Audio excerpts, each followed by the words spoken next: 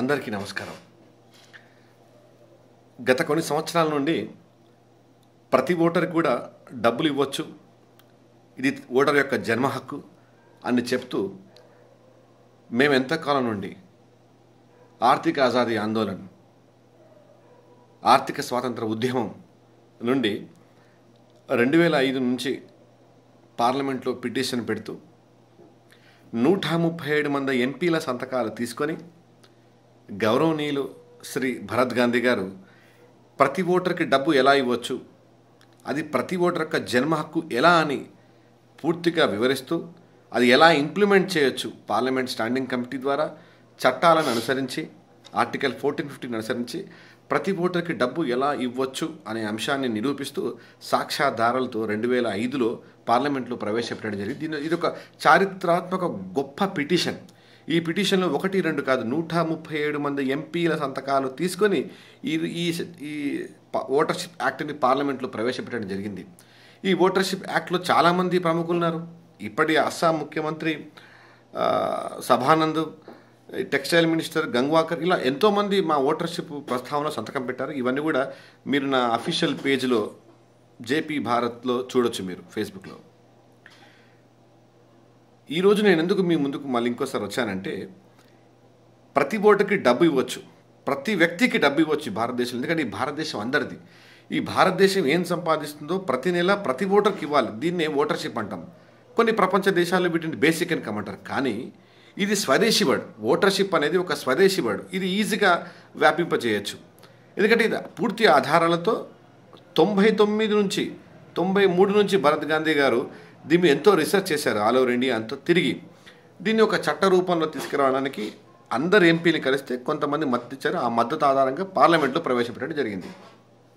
కానీ ఈ ఓటర్షిప్ యాక్ట్ని ఇంప్లిమెంట్ చేయాలని ఎకనామికల్ ఫ్రీడమ్ మూవ్మెంట్ ద్వారా, కామన్ మెన్ ఫోరం ద్వారా ఇండియాలో ఉన్నటువంటి అందరు ఎంపీలకు ప్రతి నెల లెటర్స్ పెడుతూ ఇది ఇంప్లిమెంట్ చేయండి. ఎందుకంటే ఇది డెమోక్రటిక్ కంట్రీ.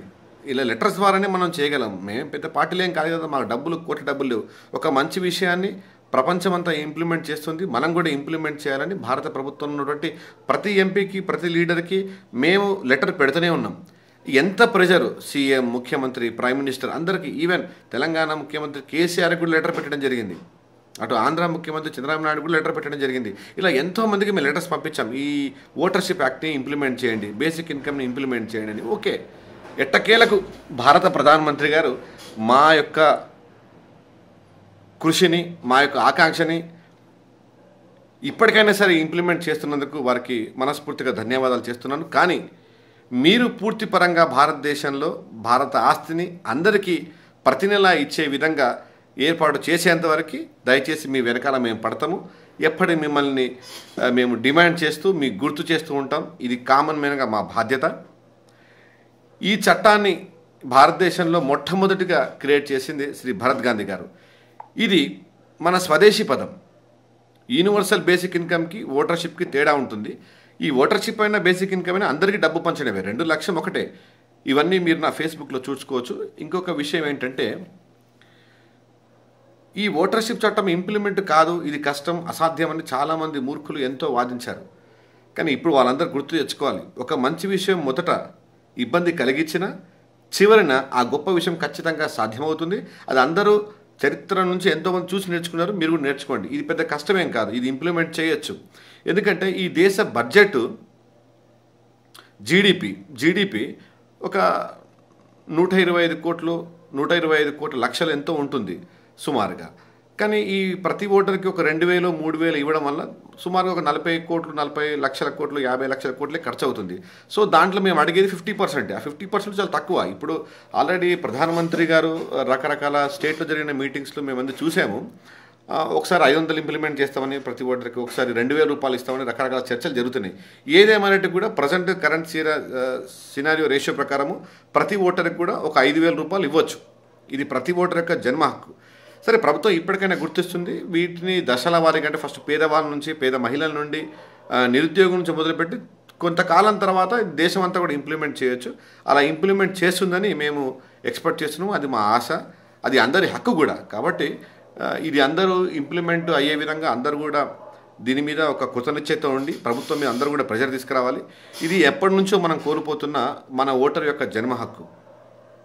కాబట్టి ఇది ఇంప్లిమెంట్ అయ్యేంత వరకు కూడా అందరూ ఈ విషయం మీద దృష్టి పెట్టండి. ఈ ఓటర్కి ప్రతి నెల లేదా భారతదేశంలో ఇండియన్కి ప్రతి నెల ఎంతో అంత దేశం ఎంత సంపాదించదు, ₹1, ₹2, 5,000, 10,000 ఎంతో అంత దేశం ప్రతి నెల సంపాదించదు.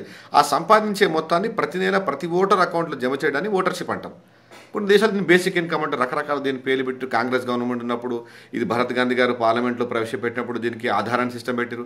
ఆధార్ అంటే వ్యక్తికి బతకడానికి ఒక ఆధారాన్ని కల్పించడం ఆధార్ అంటాం. తర్వాత దాన్ని ఇంప్లిమెంట్ చేయలేదు. తర్వాత మోదీ గవర్నమెంట్ వచ్చి దానికి మళ్ళీ జన్ధన్ పేరు పెట్టింది. ఆ జన్ధన్ అంటే మనిషి జనాల డబ్బును జనాలకు పంచడం జన్ధన్ అంటాం.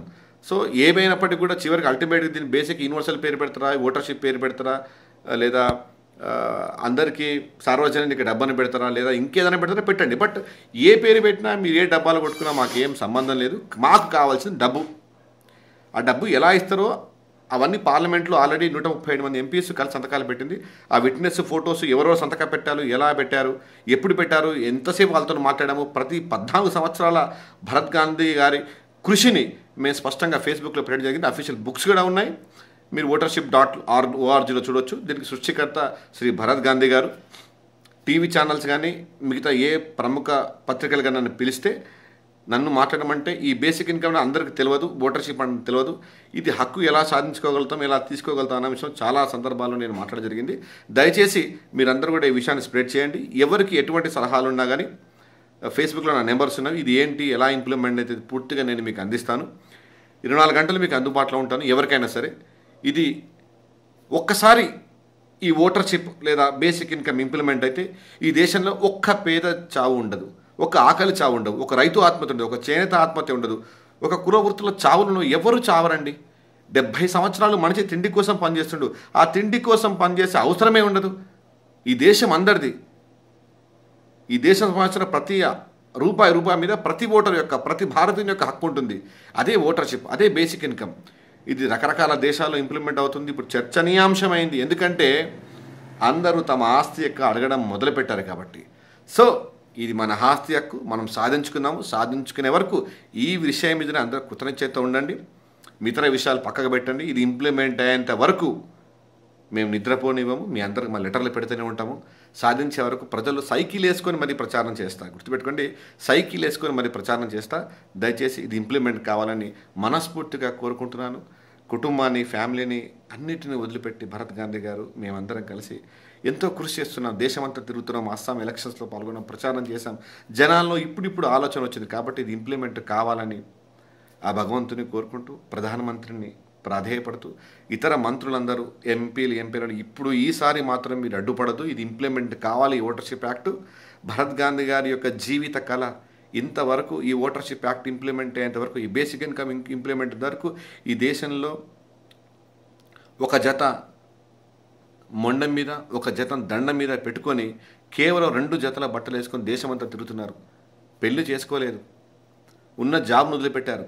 భారతదేశంలో ఈ పేదరికం అనేది పూర్తిగా నిర్మూలించేతాను నిద్రపోకుండా కృషి చేస్తున్నాడు. అటువంటి మహనీయుని యొక్క స్వదేశీ పదాన్ని దీన్ని మీరు వేరే రకరకాల మార్చి పెట్టకుండా దీనికి ఓటర్షిప్ అనే పేరు పెట్టాలని ఆకాంక్షిస్తూ అందరికీ ధన్యవాదాలు. మిగతా విషయాల్లో రేపటి నుంచి మనం మాట్లాడదాం డీటెయిల్గా. Thank you very much. జై హింద్.